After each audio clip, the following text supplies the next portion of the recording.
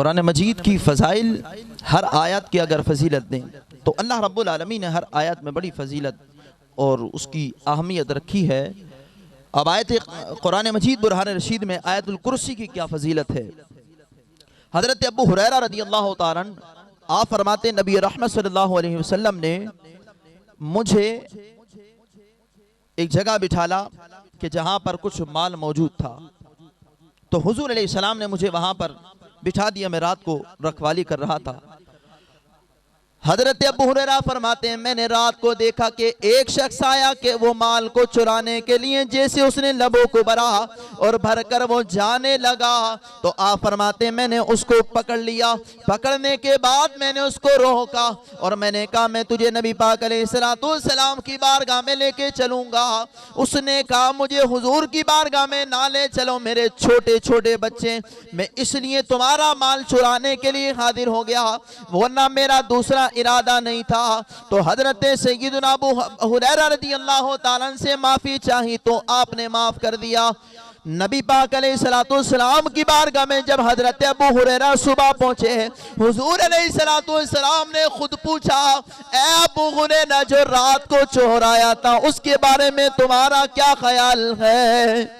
हजरत अबू हुरैरा ने बताया नहीं, बल्कि अबू हुरैरा हुजूर से मिले हैं। नबी पाक अलैहिस्सलाम ने खुद ही फरमा दिया अबू हुरैरा जो रात को चोर आया था उसके बारे में तेरा क्या ख्याल है। फरमाया या रसूल अल्लाह सल्लल्लाहु अलैहि वसल्लम वो आया था, चुरा के जाने लगा, तो मैंने उसको पकड़ा। मैंने कहा आपको नबी करीम अलैहिस्सलाम की बारगाह में लेकर पहुंचूं।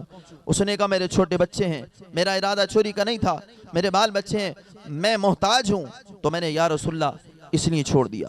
हुजूर अलैहिस्सलाम ने फरमाया ए अबू हुरैरा वो कल दोबारा आएगा।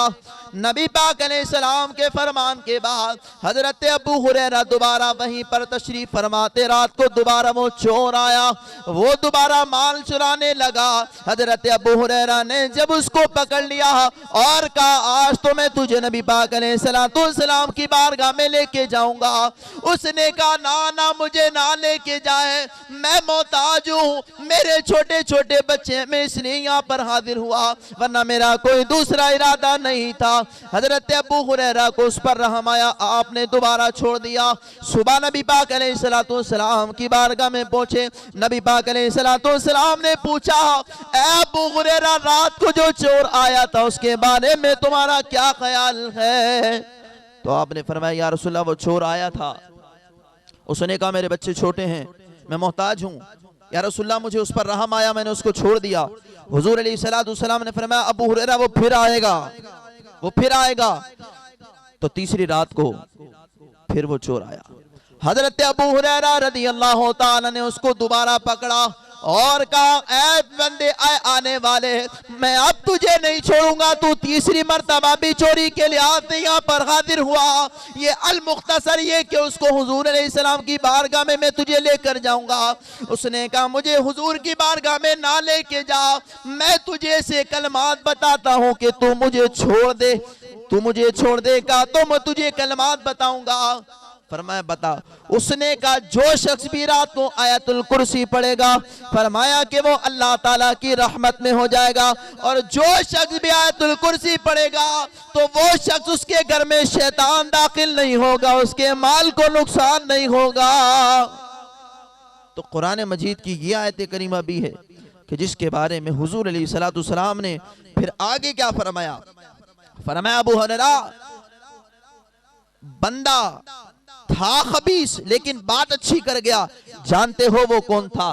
फरमाया या रसूल अल्लाह आप फरमाइए। नबी पाक अलैहिस्सलाम ने फरमाया ए अबू हुरैरा वो था तो शैतान लेकिन तुझे अच्छी बात सिखा गया। कितनी फजीलत है आयतुल कुर्सी की कि जो शख्स पढ़ेगा उसके घर में शैतान दाखिल नहीं होगा। जो कुरान मजीद की आयतुल कुर्सी को पढ़ेगा फरमाया कि उसका माल महफूज रहेगा, अल्लाह की रहमत नाजिल होगी। और दूसरी हदीस में नबी करीम अलैहिस्सलाम ने फरमाया कि जिस घर के अंदर कुरान मजीद पढ़ा जाता है खरज शैतान यखरुजु शैतान, शैतान निकल जाता है, अल्लाह की रहमत नाजिल होने लग जाती है। तो हमें चाहिए कि कुरान मजीद को कसरत से पढ़ा करें और उसके कुरान को भी पढ़ा करें और उसके मफहूम को भी समझा करें। अल्लाह रब्बुल आलमीन हमें समझ की तौफीक नसीब फरमाए।